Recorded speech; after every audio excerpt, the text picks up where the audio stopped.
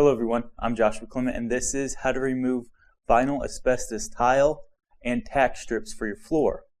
Now one thing is you cannot remove asbestos tile, siding, or roofing unless you're certified through the government.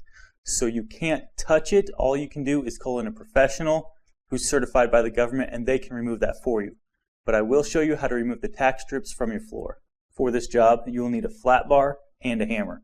With a tack strip, you're nailed into the floor about every 8 inches.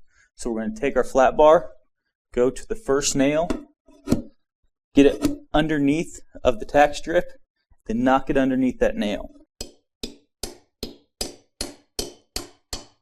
After you're underneath that nail, go ahead and pry down on your flat bar. Then we'll just work our way down through the tack strip using our flat bar. Go to the next nail, shove it under there, and pop it up. And we'll do this all the way down through this strip. Removing your own tack strips will help the carpet installers come in and lay their carpet a lot faster, and it'll also save you some money. Thank you all for watching, and good luck with this project.